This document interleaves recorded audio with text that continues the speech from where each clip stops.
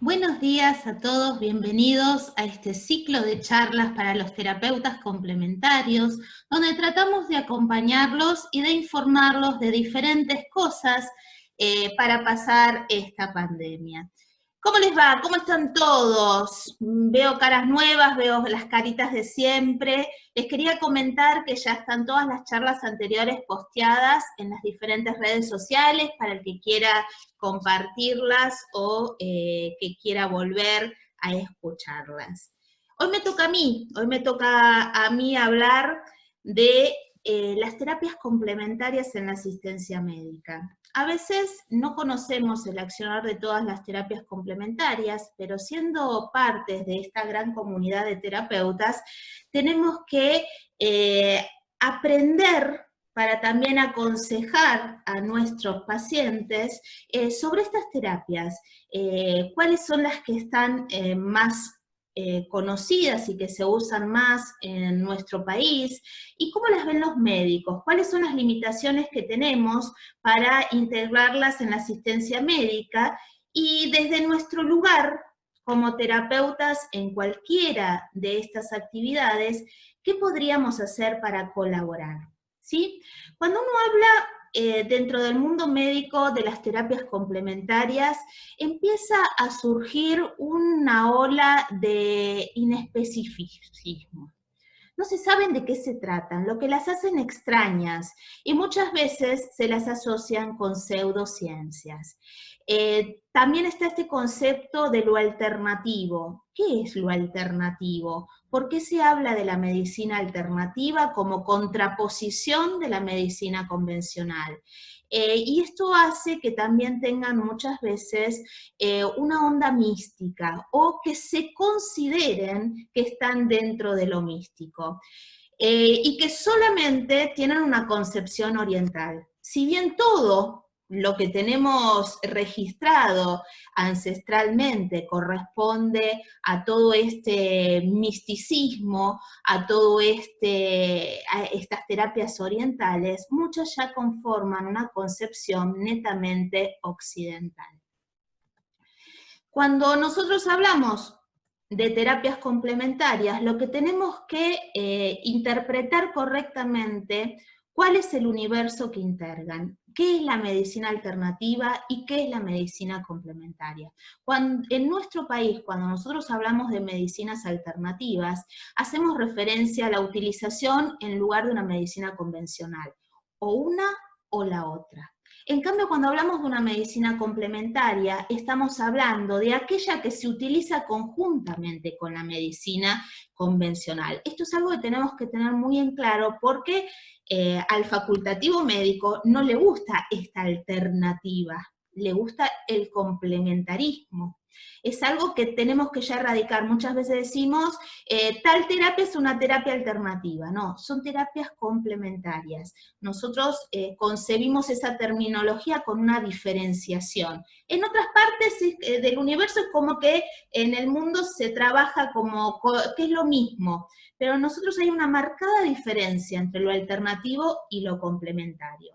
Así que las terapias complementarias en sí son todas aquellas prácticas de comprobación científica aplicadas conjuntamente con tratamientos de la medicina convencional, que pueden ayudar a aliviar efectos secundarios de los tratamientos, como ser el dolor, la tensión, la ansiedad, potenciando el principio de autocuración del organismo mediante estímulos neurobiológicos.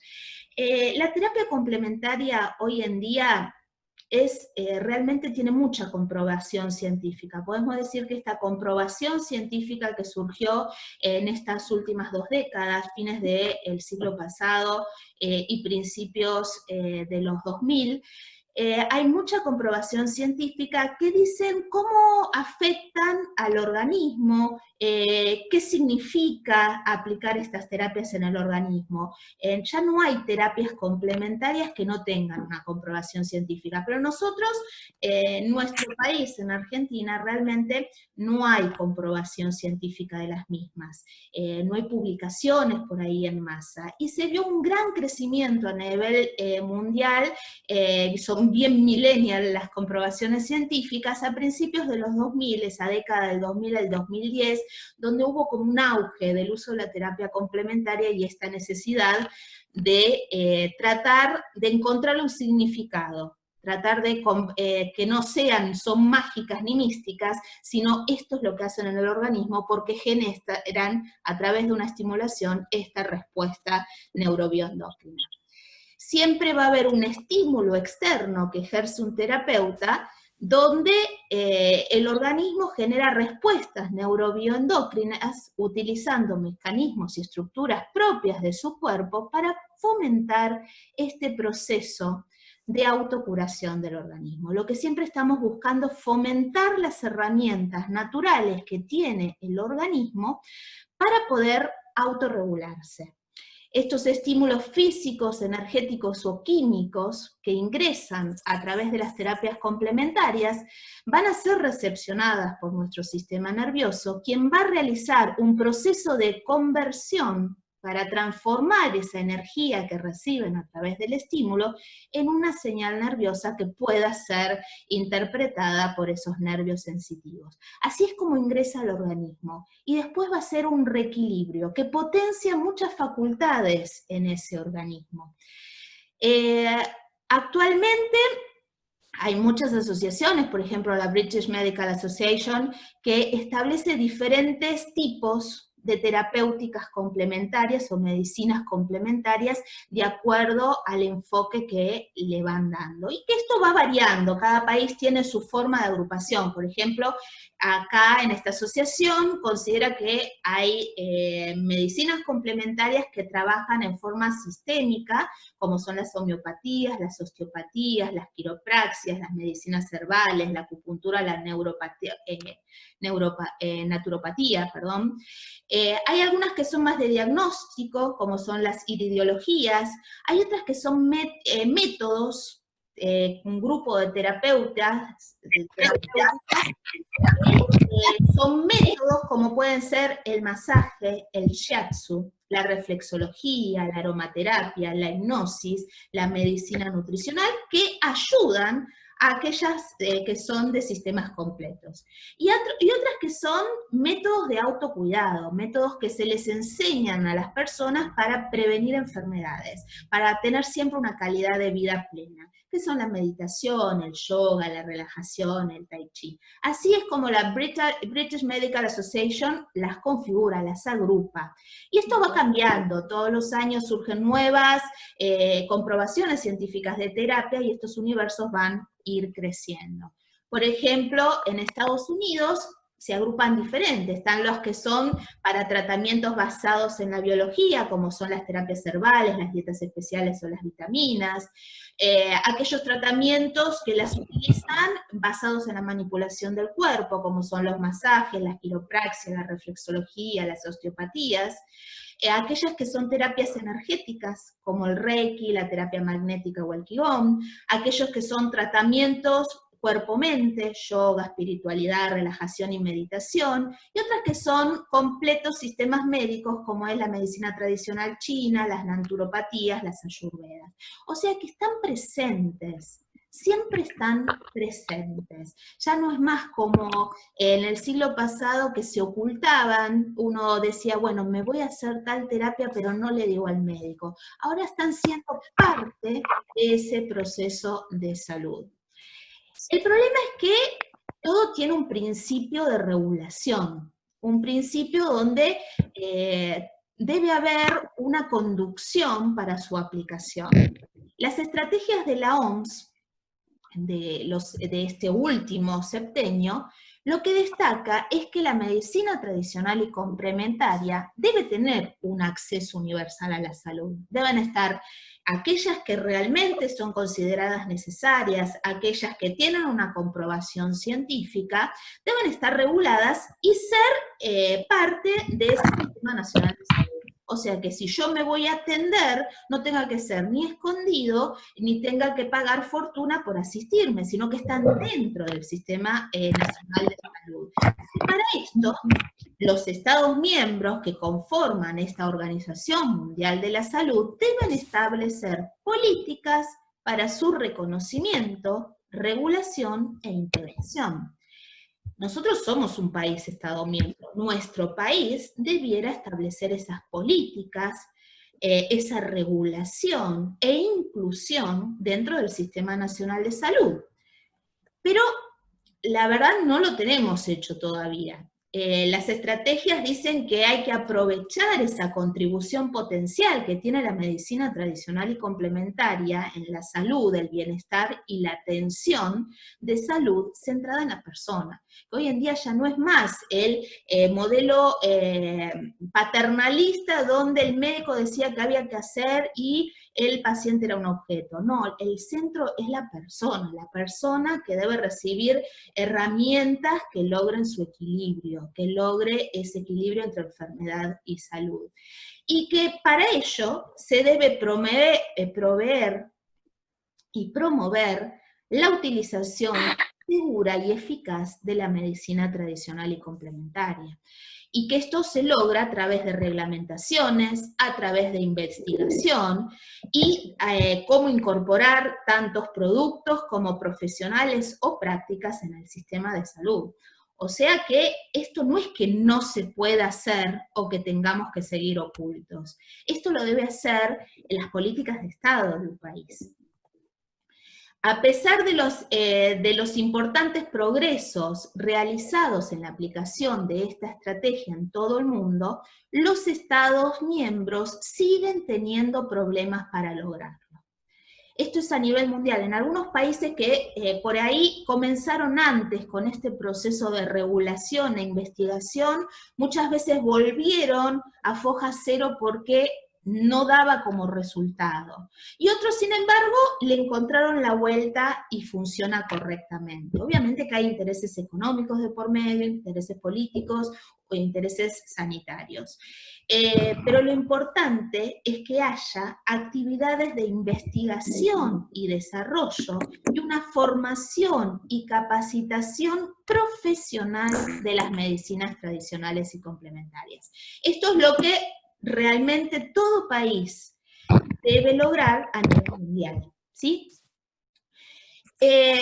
¿Por qué hay un sostenido interés en la medicina tradicional y complementaria? Los servicios de salud, los usuarios de los servicios de salud, todo el mundo, las siguen incluyendo, las siguen utilizando. Si nosotros nos fijamos, más o menos a nivel mundial, entre un 60 y un 70% de las personas en algún momento, por algún motivo, utilizaron terapias complementarias. Y de esas terapias complementarias que utilizaron, solamente el 43% eran profesionales capacitados. Con lo cual, fíjense que hay un 56-57% de profesionales que no estaban capacitados, pero que igual las utilizaron. Y esto pone en riesgo no solamente al paciente, pone en riesgo al que lo practica y pone en riesgo la credibilidad de cada una de las terapéuticas. Por eso la importancia que tiene de que esto esté regulado. En todos los países, no solamente nosotros, en todos los países, muchos lo tienen. Dentro de su idiosincrasia, dentro de sus costumbres, como si fueran, algunos lo podrán tener como ley, otros como ordenanzas, no importa, pero que haya una regulación. Pero nosotros, como no lo tenemos, lo que debemos generar es la necesidad de conocer el accionar de cualquier terapia complementaria y comprobar la necesidad de inclusión en el sistema de salud. O sea, que haya un universo de personas que las consume y las necesita. Si nosotros generamos la necesidad ante la salud del Estado, vamos a lograr que esto se tome en cuenta, se regularice y que haya un profesionalismo y una integración en salud. Cada día hacemos un pasito más. ¿Cómo se genera la necesidad? Lleva mucho tiempo, pero se genera con capacitación, se genera con profesionalismo, se genera con inclusión, se genera con integración. Lleva mucho tiempo, Lo que sí sabemos que una medicina tradicional y complementaria que atiende a la persona, no solo en su cuerpo, sino que para la medicina tradicional y complementaria, la persona es un todo, es cuerpo, mente y espíritu, va más allá de esas funciones biológicas que cumple el organismo. La forma de integrarse es en una medicina, valga la redundancia de la palabra, integradora, donde la medicina convencional y la medicina complementaria se van a fusionar para poner a disposición del paciente todos los instrumentos posibles para su curación. Y acá esta palabra tiene mucho significado, y les dejo de tarea para el hogar que busquen la diferencia entre curar y sanar un organismo. Pues son dos cosas diferentes que a veces mezclamos o confundimos, y es muy importante para esta medicina integradora, donde se ve a la persona y se trata dentro de un modelo psicosocial y espiritual, buscando cuidar la salud, cuidar el equilibrio en forma profesional de esa salud y de esa enfermedad. Uno lo que busca siempre es esto, que la persona sea atendida en un todo, buscando el equilibrio en este momento.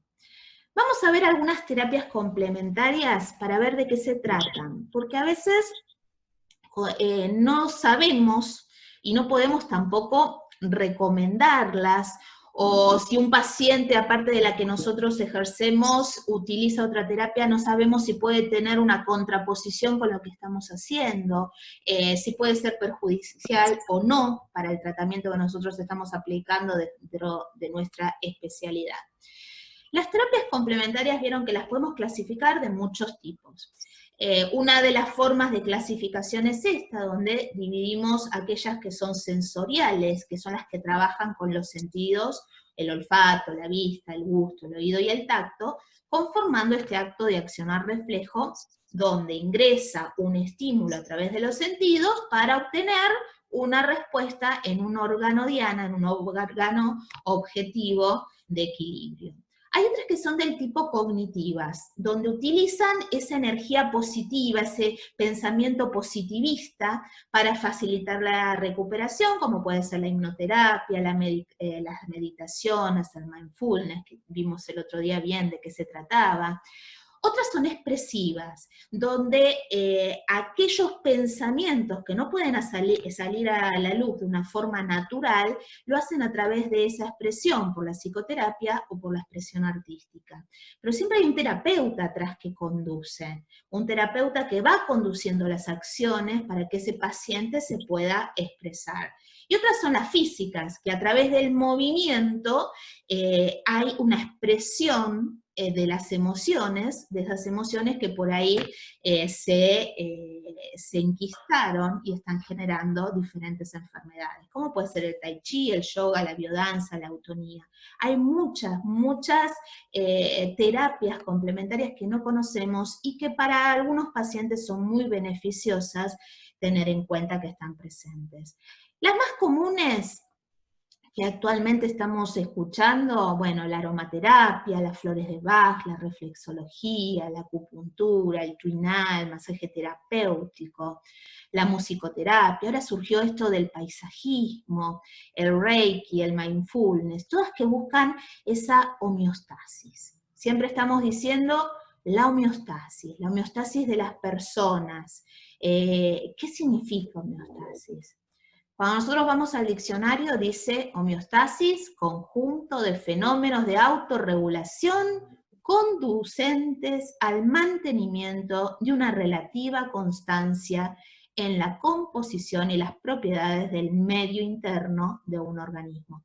O sea que lo que busca el proceso de homeostasis son respuestas alostáticas que permita una constancia interna de la persona. Busca siempre el equilibrio, ese equilibrio, el estar con todas las cosas, pues no podemos vivir en una burbuja donde todo sea perfecto, pero no, con lo perfecto y lo imperfecto de la vida diaria, buscar un equilibrio. Y vamos a ver cada una de ellas. ¿Saben lo que es la aromaterapia? La aromaterapia muchas veces decimos, buenísimo, me compro un aceitito, lo pongo en el hornito, mirá qué lindo huele, mirá qué lindo lo que me regaló mi amiga, qué olorcito que tiene. Pero la aromaterapia va más allá de eso. Es el uso terapéutico de aceites esenciales para el cuidado de la salud. Ese es el principio que tiene la aromaterapia. Usar aceites esenciales. Los aceites esenciales, ya vamos a ver, se extraen de las plantas, no son químicos, son muy puros, son verdaderas joyas de la naturaleza que están al alcance de todos ahí en la naturaleza para nuestro bienestar. Se pueden utilizar a través de la inhalación por las fosas nasales, que van a actuar conformando un arco reflejo a través del sentido del olfato y el sistema límbico. Otras veces también se pueden utilizar por absorción a través de la piel, que su ingreso sería acá, no por el sistema nervioso, sino ingresarían más por el sistema circulatorio. Y lo que hace es ayudar sobre todo con el manejo de los problemas emocionales, malestares físicos, y muchas veces esa combinación, el combinar, el equilibrar lo emocional con lo físico nos eleva espiritualmente, nos hace sentir mejor, nos da más energía.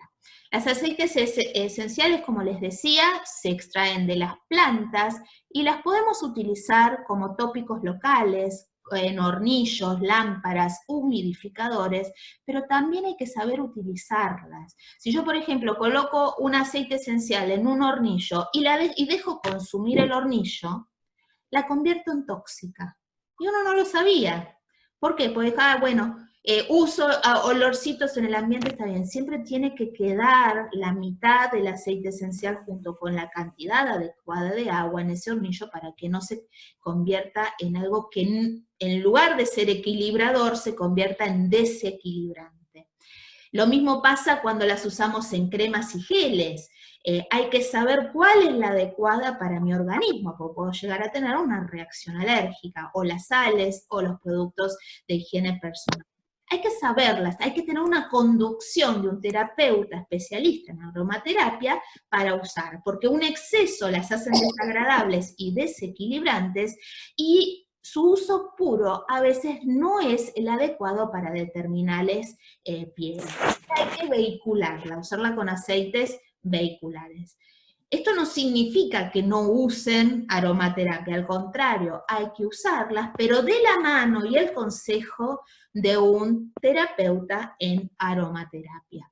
Por ejemplo, si yo quiero usar para mi piel en este momento, en esta edad determinada, un aceite esencial que beneficie y que me dé, no sé, anti-age, como estamos viendo ahora, que me haga rejuvenezca. ¿Puedo usar cualquiera? Y no, va a haber un terapeuta que va a decir, mira, las más indicadas va a ser las que contengan un aceite vehicular de jojoba, de palta o almendras con una esencial de rosa mosqueta, por ejemplo.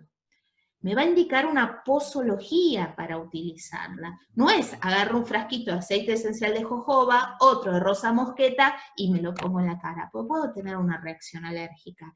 Las hidratantes, por ahí el coco con el aceite esencial de tritri, no solo es hidratante, sino es antiséptico. Pero si las coloco en una cantidad que no es la adecuada y por ahí la coloco sobre los párpados, voy a tener una irritación ocular que después voy a tener que ir al oftalmólogo para que me lo solucione. Las desgastadas, por ejemplo, el aceite vehicular de avellana con ylang-ylang o con sándalo va a proteger y va a hidratar. No hay mejor protector solar que utilizar una crema con aceite vehicular de karité o un antioxidante con germen de trigo, pero si soy celíaco me va a causar una reacción alérgica. Y todo esto no lo tengo que sacar de internet, tengo que consultar a un terapeuta complementario que se dedique a este proceso.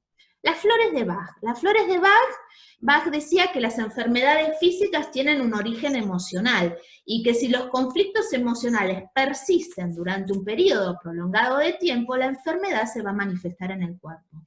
Entonces, restaurando el equilibrio emocional mediante el uso de estas esencias que él fue estudiando, resuelve el origen de la enfermedad física. Las flores de Bach son una serie de esencias naturales utilizadas para tratar diversas situaciones emocionales, desde los miedos, la soledad, la desesperación, el estrés, la depresión, las obsesiones, pero tiene que haber una persona que sepa rescatar cuáles son las emociones que me están desequilibrando y armar esa pócima, ese preparado de acuerdo al lugar donde vivo, a las emociones que estoy pasando en este momento, en este aquí y ahora. Actualmente más o menos las flores más comunes hay 38, pero después de acuerdo al lugar donde uno está viviendo va a tener algunas variantes, algunas especies, que no hay mejor que, para todo, tanto para los aceites esenciales como para la alimentación o como para las flores de Bach, que utilizar los propios elementos de la naturaleza de donde nosotros habitamos. ¿Sí? ¿Se les cortó a ustedes también? No, yo las veo a todas. Liliana González, creo que tenés problemas con... Yo las veo a todas. Bueno, seguimos. Por ejemplo, fíjense, si yo tengo un paciente con depresión, que está diagnosticado con depresión, que manifiesta miedo por la incertidumbre y que le provoca la vida que está transcurriendo en este momento, va a ir a un psiquiatra, va a recibir por ahí una conducción farmacológica, química, y no estaría mal que también un terapeuta seleccione las flores que responden a estos trastornos físicos asociados a esta depresión, y por ahí les elabore una fórmula relacionada con el aspen, que es una de las flores que sirve para superar los miedos, y con el cerato, que es otra de las flores que ayuda a confiar en uno mismo. Pero esto no me lo puedo preparar yo y agarrar de internet la formulita y sacarlo. Tiene que haber alguien que me va a hacer una entrevista, que me va a ir tratando y que va a ir viendo cuál sería la mejor posología para mí. La mayoría de los que están acá seguramente son reflexólogos y a veces rotamos en qué es esto de la reflexología. No voy a ahondar mucho en el tema, solo les voy a dejar en claro que cuando hablamos de reflexología estamos hablando del estudio de los reflejos del organismo, y que las reflexoterapias son aquellas que usan estos mecanismos reflejos con un objetivo terapeuta. Nosotros la consideramos como una terapia natural y complementaria que asiste en forma sistémica al organismo dentro de este modelo biopsicosocial y espiritual, buscando una homeostasis, buscando un equilibrio. Siempre es lo que queremos. Y que hay diferentes formas de abordaje de acuerdo a la concepción filosófica que tenga la terapia. Y que está bien, nos vamos a encontrar con una reflexología con orientación más del tipo oriental, porque interpreta esa cartografía y ese accionar de la terapia como lo hace la medicina tradicional y complementaria, a través de esos canales energéticos. Va a haber una reflexología, que bueno, que si vieron mi charla anterior, yo les decía, son todas holísticas. Esta es holística, con orientación holística, digamos en sí, que basa su diagnosis en los desequilibrios que quedan en el pie. Que esto es la controversia que a veces uno tiene con la parte clínica como para integrarse en salud, porque muchas veces nosotros vemos una manchita roja, no sé, en la zona de la vejiga y decimos tiene problemas urinarios, es probable que tenga problemas urinarios. Si viene el médico y dice no, tiene una reacción alérgica porque tiene una petequia en la zona. Interpretar cuál es el problema físico del problema reflejo. A veces cuesta mucho, falta mucha comprobación científica en ese aspecto. Y para solucionar ese problema está la reflexología clínica, que agarra el diagnóstico que hizo el médico y trata de equilibrar sistemáticamente al paciente de acuerdo a esa diagnosis, focalizándose en ese tratamiento para una enfermedad específica. La reflexología en sí lo que hace es interpreta a un individuo sistémico que trata de potenciar los recursos naturales del organismo para restablecer su homeostasis. Es lo que hacen todas las terapias complementarias. La persona es un todo y busca una manera de restablecer su equilibrio. ¿Cómo lo hace? Mediante la inducción de estímulos de accionar reflejo a nivel sistémico en el organismo, y para poder determinar qué utilizar, bueno, va a ver cómo es que se desequilibra el organismo y cómo se genera esa respuesta alostática. Pero de esto, bueno, de reflexología sabemos mucho. Lo que tenemos que tener en cuenta, sabemos que hay una cartografía, que va a ser variada de acuerdo a cada corriente de esta terapia. Sabemos que lo que hace esta terapia es un desbloqueo energético. Llámese energético porque recorre los meridianos por esa visión desde la medicina tradicional china, o energético porque inducimos estímulos que van reseteando mi sistema nervioso. Esto, obviamente, al trabajar sobre todo lo que es el sistema nervioso, va a favorecer a la relajación, va a aliviar el estrés, y a su vez, al estimular mi sistema nervioso, voy a estimular mi sistema inmunológico y mi circulación sanguínea, con lo cual voy a lograr prevenir mejor, tener más fuerzas, prevenir mejor las enfermedades, y a su vez mi cuerpo alimentarlo mejor, con una circulación sanguínea en mejor estado va a llevar oxígeno y nutrientes a cada una de las células, permitiendo que haya un mejor estadio en todo mi organismo, un mejor equilibrio. Esto va a activar mecanismos de depuración que me van a garantizar ese proceso de homeostasis, y la puedo usar como una terapia en la prevención. Y a su vez, si yo empiezo a sentir que mi organismo anda mejor, que no está tan tóxico, empiezo a autoconocerme, empiezo a autosaber cómo estoy conformada, qué es lo que me pasa internamente, empiezo a reconocer esos pequeños síntomas que antes dejaba pasar y que se iban sumando, generando enfermedades. ¿Pero qué más hace la reflexología? Hoy en día la reflexología tiene mucha comprobación científica, y esa comprobación científica es bien millennial. Ustedes van a ver que 2020 y hay comprobación científica de la reflexología. Está bien actualizada. Y sobre todo en el trabajo que acompaña a la enfermedad potenciando los propios recursos de adaptación del organismo, porque mejora la calidad de vida del paciente con dolor. Entonces, ¿en qué campo la podemos trabajar? En la fibromialgia. Es donde mejores resultados tenemos. En la artritis y en la artrosis, en las neuropatías periféricas, en las cefaleas o en las cérvico-braquialgias, o sea, todos los dolores de la zona que vendría a ser área 1, área 2 para nosotros. En las lumbalgias, entonces esos procesos de dolor que tiene el cuerpo. Trabajamos en forma refleja, decimos ahí, pero también trabaja en el lugar de apoyo.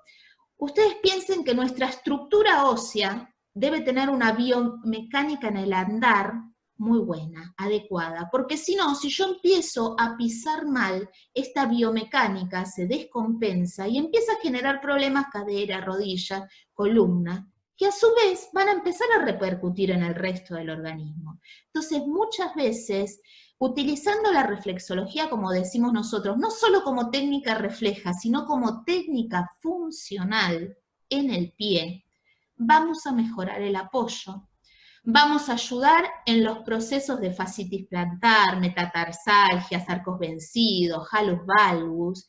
Vamos a ayudar con los problemas de los miembros inferiores, y de esta forma, al tener un mejor apoyo, vamos a tener un mejor equilibrio corporal.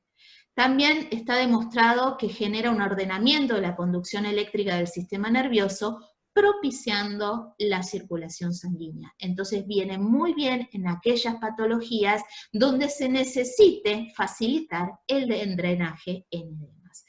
Con lo cual es muy completa esta terapia.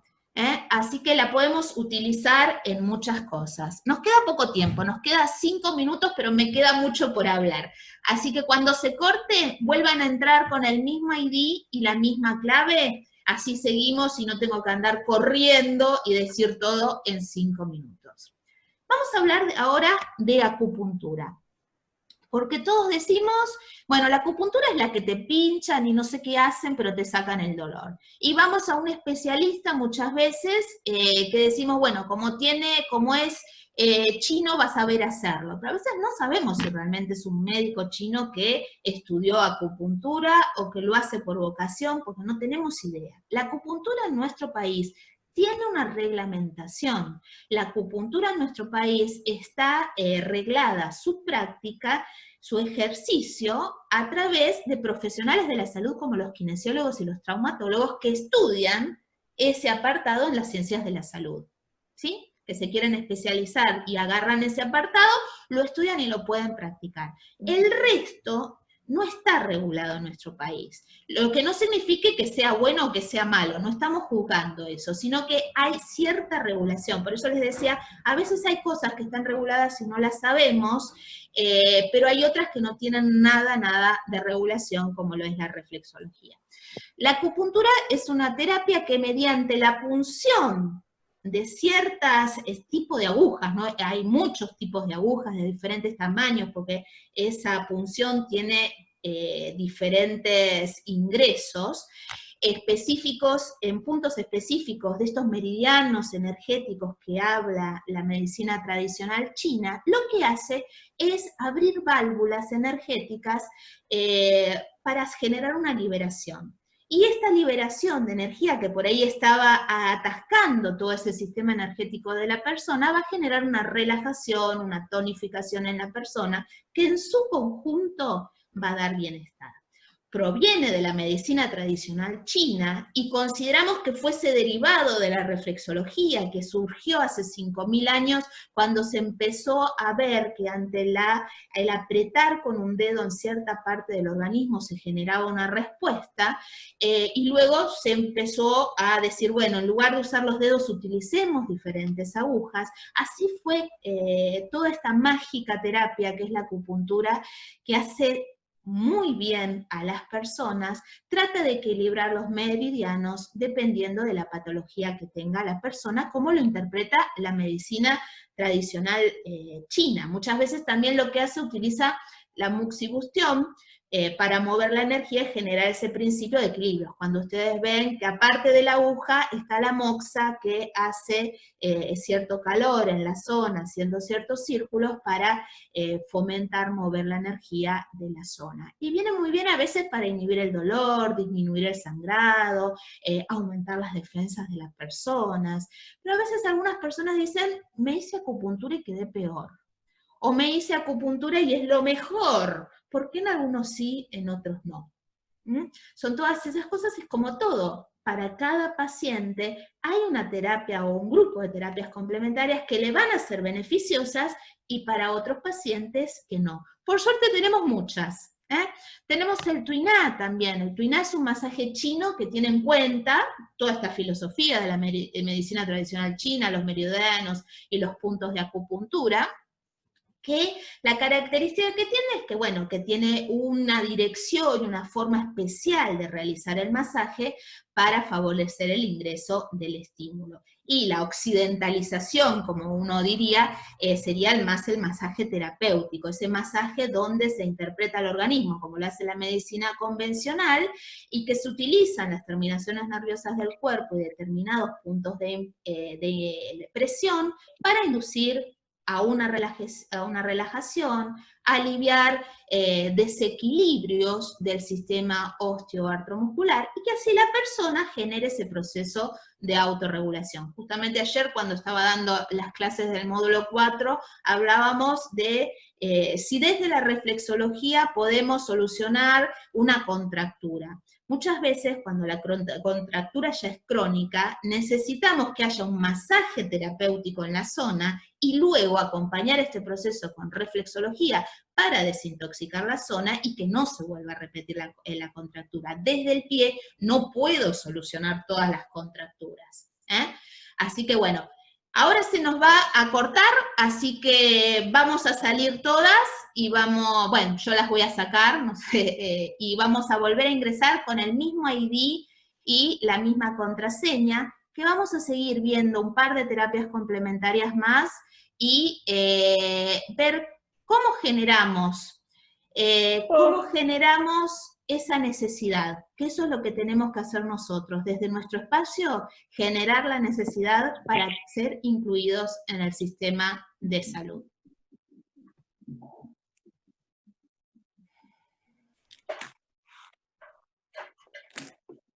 Musicoterapia. Musicoterapia tiene regulación en nuestro país, está siendo incluida en los diferentes espacios de salud, tiene una carrera universitaria, que depende de, por ejemplo, en la UBA depende de psicología, y que la verdad está empezando a tener su espacio dentro de los lugares de salud, pero todavía no hay un médico que diga, te derivo al paciente X, te derivo a un tratamiento de musicoterapia. Todavía no está internalizado eso, si bien tiene todo lo que nosotras no tenemos, las reflexólogas, o las que somos de aromaterapia, tiene carrera, y tiene carrera reconocida y en la universidad, en la UBA y en varias universidades en el resto del país y universidades privadas, y tiene una ley propia. No va en un grupo de un montón de terapéuticas, no, la musicoterapia tiene su ley. Pero todavía le falta madurar algunas cositas como para que realmente sea integrada, que haya un médico que diga, te derivo al musicoterapeuta que te va a hacer bien. Todavía le falta ese pedacito, que va ganando lugar y por lo tanto seguramente pronto ya lo tendrá. La musicoterapia no es cantar, la musicoterapia no es voy al coro de la iglesia, estoy haciendo musicoterapia, eso sería algo así como una terapia musical, lo hago porque me gusta y me hace sentir bien. En realidad la musicoterapia tiene que tener una conducción, porque el objetivo que tiene es utilizar la música, el sonido, el ritmo de la música y la armonía y esa melodía que conforma, para promover la comunicación, el movimiento y la expresión, de forma tal que pueda haber una respuesta alostática en el organismo de acuerdo a las necesidades físicas, emocionales, mentales, sociales y espirituales que tenga el paciente. Pero todo esto tiene que ser conducido por un terapeuta que sepa interpretar las necesidades de ese paciente. Y de esta forma ir generando ese ritmo y armonía, entre comillas, de la vida de esa persona. ¿Qué es el Reiki? El Reiki es otra terapia que también vamos a tener lugares en nuestro país que te dicen sí, háganle Reiki a todos los pacientes, y lugares en el país que te dicen no le hagan Reiki a los pacientes, que es una imposición de manos, es no sé qué cosa. Van a encontrar de todo en esta terapia. Y es una terapia muy linda, muy natural, que uno no hace más que conducir la energía del universo. Reiki significa, Reiki es energía del sol, Do es sendero, y lo que busca es armonía. Lo que hace es buscar armonía, armonizar a la persona para conseguir su sanación. Por eso busquen la diferencia de curación y sanación, esa es la tarea para el hogar. Su objetivo es lograr la armonía despertando la capacidad de autocuración de la persona. Fíjense ahí como ya uno puede combinar diferentes terapias. Si yo como reflexólogo quiero propiciar la autocuración en la persona, pero esa persona está como dura, como enquistada, como que vemos que no conseguimos resultados, ¿por qué no apoyarnos también con decirle al paciente, bueno, hacemos un tratamiento de reflexología y lo acompañamos con Reiki, porque el Reiki va a despertar ese proceso de autocuración que me está costando lograrlo. Todos nos complementamos, por eso somos complementarios, ¿sí? El reikista en sí es el canal de esa energía del sol y que se pone a disposición de esa persona para que absorba lo que necesita. Y lo hace a través de ciertas técnicas que va aprendiendo. Las primeras son las Theta T, que son las de imposición de manos. Después están las Shio-Ji-Ho, que son donde trabajamos a través de la visualización de ciertos símbolos. El Koki-Ho, donde interviene el soplido, donde interviene la energía del aire. Lo que nosotros queremos lograr cuando uno hace Reiki es restablecer nuestro centro. ¿Qué significa esto? Que cuando nacemos somos un centro energético que está conectado a nuestra mamá. pero a medida que vamos madurando, esa conexión desaparece. Entonces el Reiki Do lo que hace es restablecer ese centro, restablecer el ara de la persona.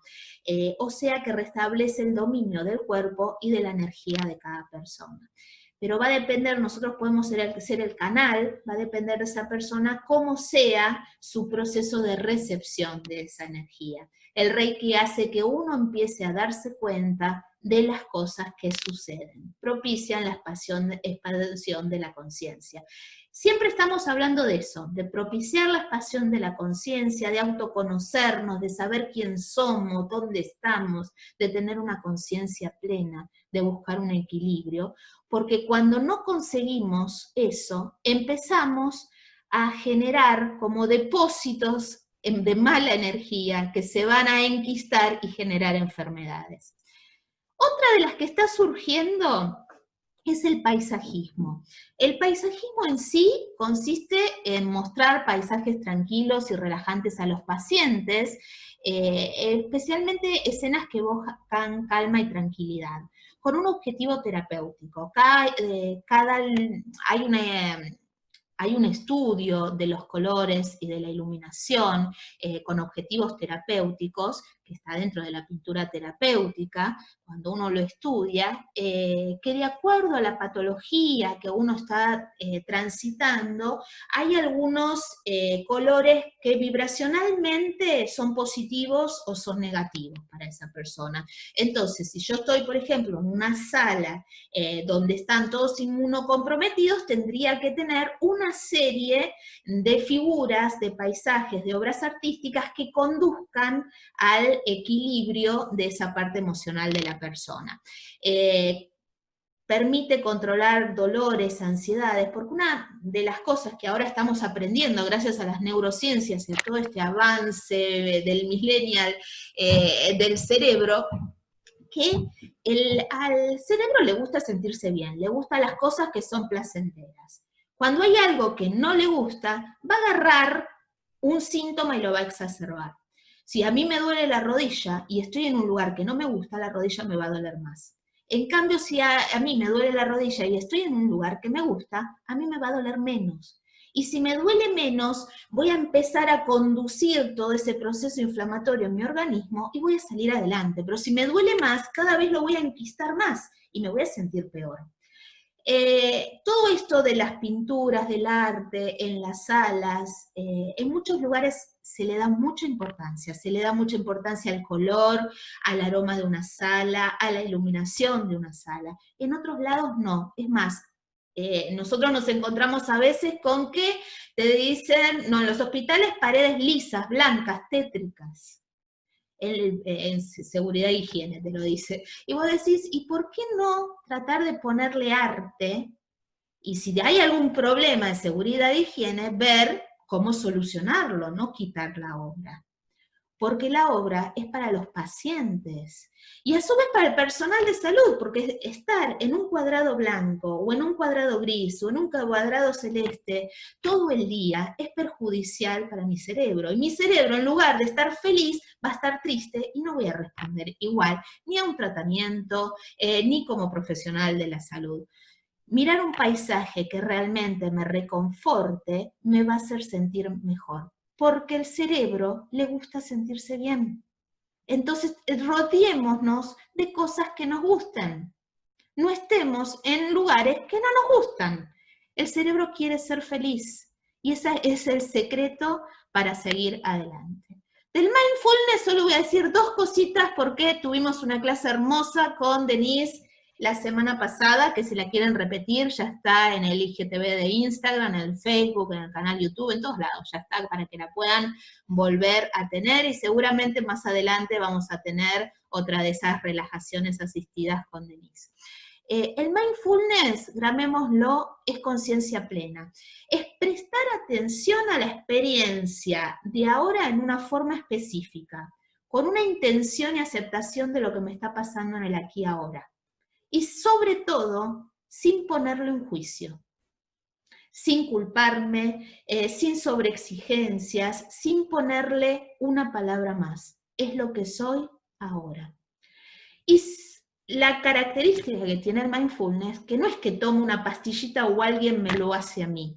Alguien me enseña cómo hacerlo, porque lo que tenemos que hacer es entrenar esta habilidad natural que tenemos, que es el entrenamiento atencional. La habilidad de entrenar nuestra atención. Que esto va a ser, el mindfulness viene muy de la mano de las neurociencias, por eso es que hay tanto auge ahora de esta terapéutica. Lo que hace es desactivar esa red neuronal de los malos pensamientos, para ponerlo en palabras simples. Hace que yo no esté continuamente pensando en negativo. En una palabra, el mindfulness nos corre del vaso medio vacío, nos pone en el vaso medio lleno. Pero para lograr eso, no es fácil. Por más que yo en este momento diga, no voy a pensar negativamente, voy a ser positiva, voy a ser positiva, voy a ser positiva, los pensamientos invaden mi cabeza. Todo esto requiere un entrenamiento atencional que el de la mano de un entrenador en mindfulness va a tener un objetivo hasta que esa aptitud sea grabada en mi organismo. Vemos acá unas cuantas terapias complementarias, todas tienen ese objetivo especial. Pero muchas veces los tratamientos complementarios ante la vista médica son subjetivos. Generan incertidumbre, muchas veces generan descreimiento y muchas veces hay un efecto placebo y nocebo en el uso de estas terapéuticas. Con lo cual genera como cierta disconformidad como para su inclusión. Nosotros tenemos que lograr sacar eso, lograr generar la necesidad de incorporación. Las terapias complementarias, a veces el terapeuta complementario es Superman. Gracias a la reflexología logré salir adelante, gracias a la aromaterapia logré salir adelante. Pero otras veces el terapeuta es el mismo y con otro tipo de paciente no sabe qué pasó. Dice, pero ¿por qué no funciona si estoy haciendo lo que aprendí y que vi que funcionaba? Porque a veces también el no creer en la terapéutica, al estar en un entorno de falta de comprobación o de falta de aval de la parte médica, estas terapias a veces tienen un efecto placebo y nocebo. Cuando la medicina integrativa permite abordar al paciente, que en general lo que hace es abordar a pacientes con enfermedades crónicas que hasta el momento recibían un tratamiento meramente paliativista, empezamos a trabajar todos unidos, conseguimos un tratamiento más curativo y se potencia enormemente los resultados de estos tratamientos. Cuando hablamos de un efecto placebo, estamos hablando de aquel efecto positivo y beneficioso producido por un elemento que por ahí con o sin comprobación genera un efecto de mejoría en la persona. Y está bueno, la persona lo tomó y le hizo bien. En cambio, un efecto nocebo es cuando tenga o no tenga comprobación, al aplicarlo le hace mal. Y uno dice, pero no, si yo sé que funciona, ¿por qué no le funciona? ¿Qué es lo que pasa atrás de todo eso? Muchas terapias complementarias, a pesar de no tener mecanismos de acción relacionados con efectos de eficacia real, o en ocasiones resultan efectivas. Y así a la vez, a lo contrario, muchas terapias complementarias, a pesar de poseer mecanismos de acción relacionados con efectos de eficacia real, en ocasiones resultan inefectivas. A veces esto se debe a la falta del acompañamiento de un profesional de la salud, que estamos muy solas. Al médico que le dice, mire doctor, me dijeron que por ahí la reflexología me hacía bien, o me dijeron que por ahí, para que no digan que solo hablo de reflexología, me dijeron por ahí que la musicoterapia me hacía bien, y el profesional les contesta, usala, total, mal no te va a hacer. Y ese mal no te va a hacer es lo mismo que nada. Bueno, el médico me dijo que haga lo que quiera, no me dijo, hacé lo que te va a hacer bien. Nos falta esa continuidad. Nos falta ese enlace entre los dos universos. Las razones más frecuentes por el uso de las terapias complementarias es porque a veces los pacientes están con demasiados medicamentos y ya no responden a ningún tratamiento y necesitan un poco de bajar un cambio, una necesidad de relajación, una necesidad de calma, y que tienen un agotamiento de las opciones terapéuticas que estuvo utilizando.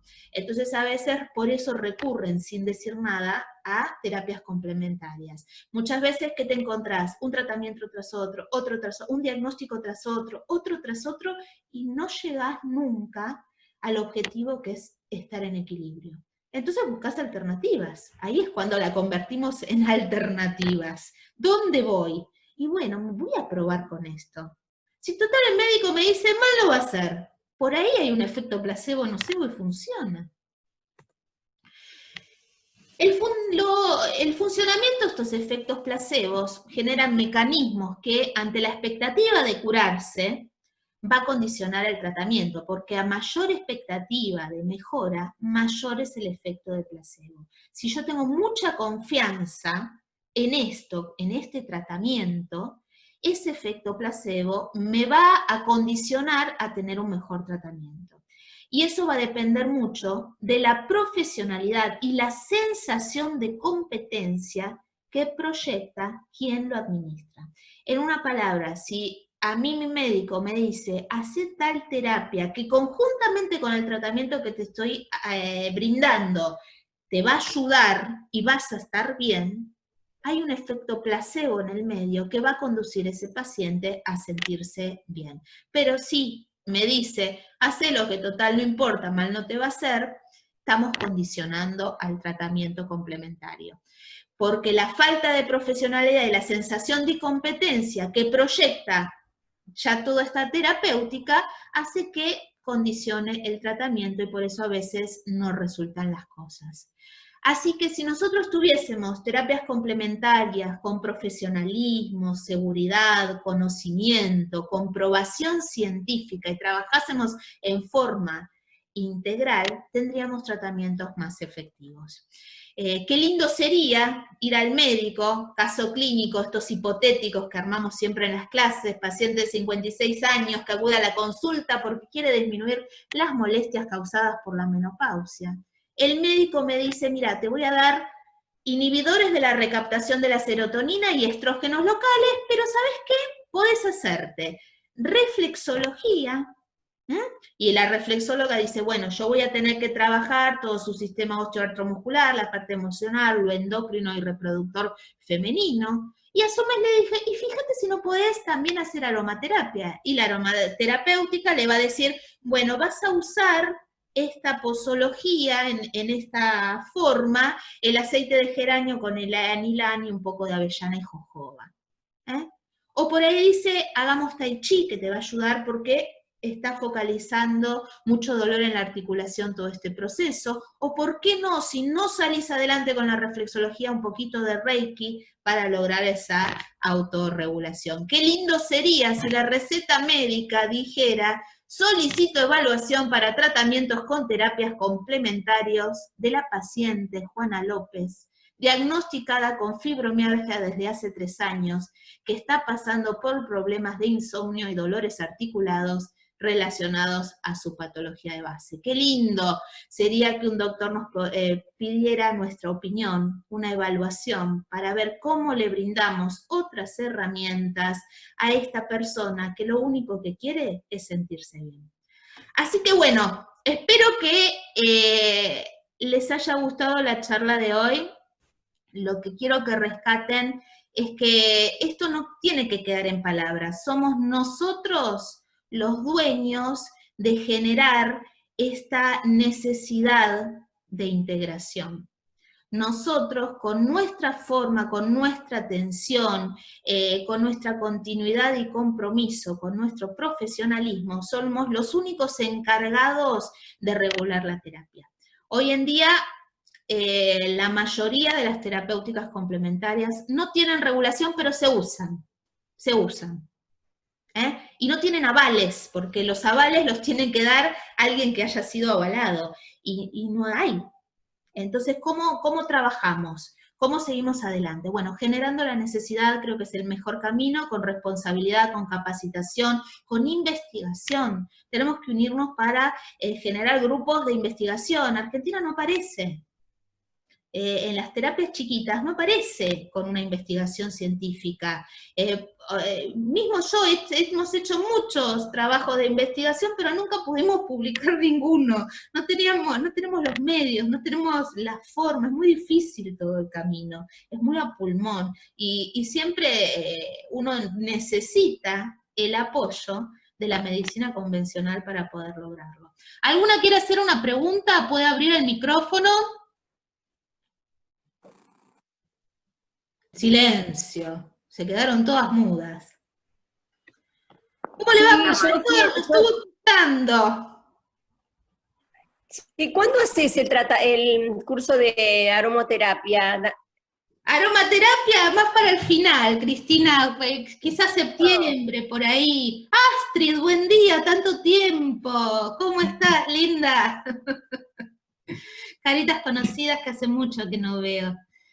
¿Cómo están todas? Profesor, gracias por el espacio. Ustedes sabrán que estas charlas las conformamos desde la unidad de contención emocional, que un poco es eso, es generar conciencia de que hay mucho por hacer, pero que está en las manos nuestras, no dejar en las manos de los demás que hagan las cosas. Yo no voy a ser ni mejor ni peor si tengo una ley que me dice cómo hacerlo, pero sí es mi compromiso generar lugares donde se pueda investigar, donde se pueda certificar que lo que hago está bien, o de lo que hago está mal, porque también he visto momentos en los que uno hacía cosas que no eran las adecuadas para el paciente en ese estadio del paciente, que las terapias complementarias no son totalmente inocuas, que no todo es para todos, y que muchas veces se contrapone por desconocimiento con los tratamientos médicos y complejizamos el estadio del paciente. ¿Cuántas veces pasa que un paciente no le dice a su médico que está haciendo una terapia colónica o que está haciendo una purga? Y el médico se rompe todo viendo por qué está con tanta diarrea si no tendría que estarlo. Y después por ahí de que pasó unos días, o con un sangrado rectal, después de algunos días y de muchas ecografías, tomografías, y que ya se cansó el médico de recorrer, por ahí el paciente le dice, no, lo que pasa es que yo me hice una purga, y era un paciente que por ahí tenía un colon irritable y se hizo una purga, la empeoró del todo. ¿O no es así, profesor? Mira, Mavi, sí, obviamente es muy importante esta apertura. Me encantó lo de la prescripción final, el recipe. Y tu explicación sobre el efecto placebo y el efecto nocebo. Tenemos que tener en cuenta que de esto, como profesor de medicina interna, lo digo, el efecto placebo aproximadamente se da, si uno lo midiera en porcentaje, más o menos 37-40%, siempre y cuando la relación sea empática y demuestre competencia quien está tratando o quien está al frente del paciente. Eso es fundamental. Y qué importancia desde nuestro enfoque biopsicosocial, cultural y espiritual, tener unas terapias complementarias, no alternativas, como siempre decimos, y con todo este amplio espectro que hay para ofrecerle a los pacientes, fundamentalmente el gran grupo de las patologías funcionales. Así que muchísimas gracias, Mar. Yo veo, gracias, profe. Yo sé que confía mucho a veces en las cosas que hago, pero bueno, también me exige mucho a veces que estudie y que investigue sobre lo que hago. Yo quiero agradecerle a alguien que me hace llorar, Patri, que te estoy viendo. Patricia, bueno, ahora me voy a llorar. Qué alegría verte. Patricia fue la que me impulsó a seguir en muchas cosas. Porque yo al principio, cuando ella vino con mi primer taller que di hace ya, no sé, 7 años, no sé cuánto, Ella me decía, ¿Cuánto vos pasa? tenés que hacerlo para todos, no puede ser que la gente no vea esta necesidad de integración. Y yo no quería dar ni siquiera un curso de reflexología, yo iba muy chiquitito con mis tallercitos por ahí muy puntuales y ella fue la que me empujaba, me decía, no, tenemos que hacerlo, tenemos que hacerlo. Y acá estamos. Suerte. Patricia desde Malasia, y hay muchas alumnas que, mira, ahí tienes a Mónica, Patricia también Sí, estuvo con sí, conmigo, Mónica, estaremos Alicia. todas contentas de verte a la Sí, distancia. Gracias por estar. es una alegría. Te quería hacer un comentario nada más desde la mirada desde este lado. Acá lo que tiene mucha difusión es la acupuntura, pero de todos modos no se trabaja como terapia complementaria, ni de ninguna manera.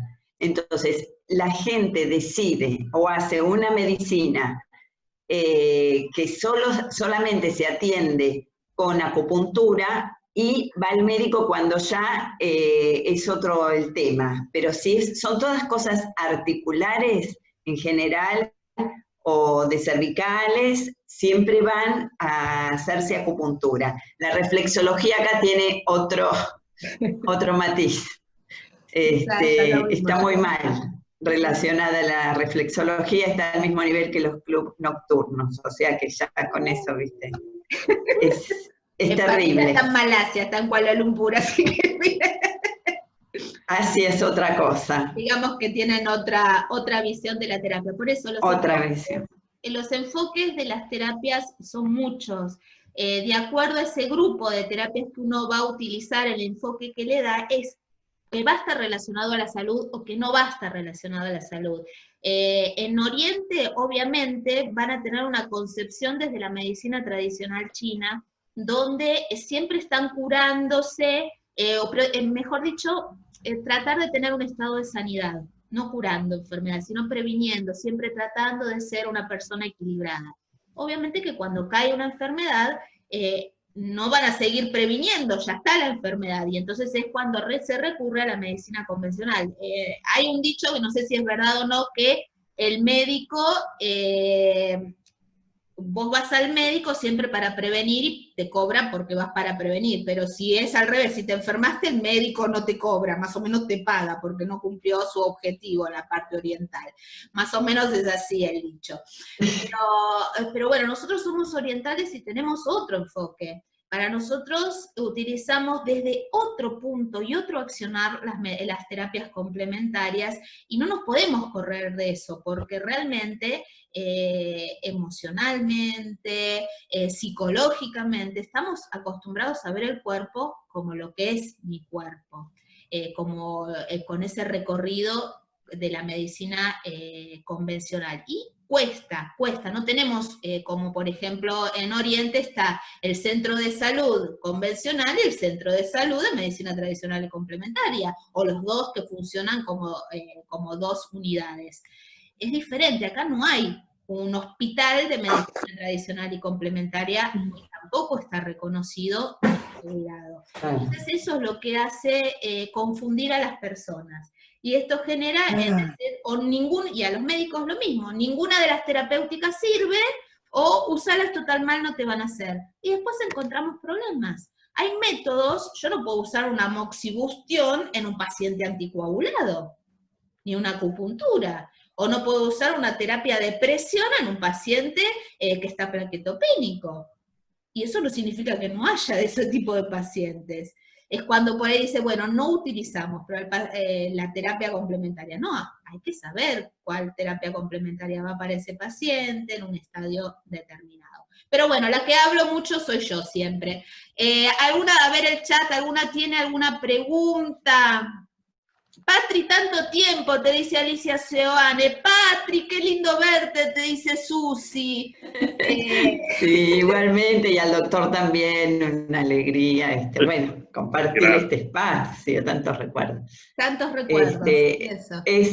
Otra cosa que se hace mucho acá es yoga, todo el mundo hace yoga, pero también es todo cultural. En algunos colegios, en los colegios todavía no está implementado porque como es un país musulmán, piensan que el yoga está relacionado con la religión. Y en realidad el yoga es para el cuerpo. Que uno ponga las manos y diga namaste no quiere decir que es budista o que tiene otra religión. Entonces, bueno, por ahí hay un poco de límites, pero acá hay la mayoría de las personas hacen yoga, y aparte tiene una flexibilidad que no te puedo explicar, se doblan así, y la cintura, no sé, entran en una cajita, que eso es genial, porque acá no hay gente con andador, no hay problemas de cadera, problemas de fractura de cadera. No se ven gente en andador. Lo que sí se ve en andador son algunos indios, que los indios no hacen yoga, algunos. No lo tienen tanto como los chinos, los japoneses, entonces, bueno, eso es más o menos lo que se ve. Pero esta facilidad para sentarse y abrirse de piernas, que de piernas cruzadas hace que tengan mucha elasticidad. Y bueno, el tema de la comida, y bueno, son muchas cosas que cambian, pero no se junta la medicina con las terapias. No se junta. La medicina es muy comercial. Acá tienen todos los aparatos que quieran, maravillosos, para ver. Hay un aparato que lo usan con los niños, el pediatra apenas llegás, le hace una revisión de los ojos, que le mide te lo explico como puedo, le mide la visión de cada ojo, ¿no? Entonces, los chicos que tienen a lo mejor un problema de tener menor visión de un ojo, que si no se atiende terminan con un ojo anulado casi, con un porcentaje del 2-3% de visión con respecto al otro. Y bueno, acá esto lo detectan enseguida. El tema, todo lo que sea plantillas y demás, tienen 1000 cosas para los pies, porque es mucho el cuidado de los pies. Pero la reflexología está para otra cosa, Patricia, así que mejor... Sí, para el final feliz. No. Para el final feliz, no. Entonces no la vamos... No. Yo lo decía orgullosa orgullosa al principio, yo soy reflexóloga, ¿viste? ¡Ay! Quedas mal, Patricia. Cada uno, ¿viste? Esa es la ignorancia de que uno no investiga un poquito el lugar a donde va a estar. Ya no digamos bueno. que somos reflexólogas, entonces terminamos en el... No. Bueno, tenemos otra concepción, entonces. Bueno, chicas, las abrazo a todas. La charla que viene, vamos a estar hablando con el doctor Yermoli, que va a empezar el ciclo de ¿por qué envejecemos? Si todas estamos bellas, divinas. A ver, ¿por qué envejecemos? Eso es lo que nos va a hablar el doctor la próxima charla. Así que bueno, un gusto tenerlas a todas por acá. Seguiremos un tiempo más con las charlas. Maravilloso. Con este horario me encanta, mira. 10 de la noche allá, ahora te vas a dormir todo tranquilo. Sí, contenta de todos los saludos y de verlo. Viste, un poco también está pensado para que las que estaban afuera pudiesen vernos. Ahí está Laurita desde París, también nos puede ver. Así que bueno, un beso grande a todas. Profesor, lo esperamos en la próxima oportunidad, el próximo viernes, con esto de ¿por qué envejecemos? ¿Qué nos pasa? ¿Estamos a tiempo de hacer algo para no envejecer tan rápido? Lo importante es por qué envejecemos y a partir de allí hacia una longevidad saludable. Totalmente. Claro, porque tampoco es cuestión de llegar a los 100 años, pero arrastrándome. Así que, bueno, prefiero llegar dignamente. Hacer algo. No de acá, dignamente de acá. Sí, yo siempre digo que yo quiero llegar a vieja gustándome como soy.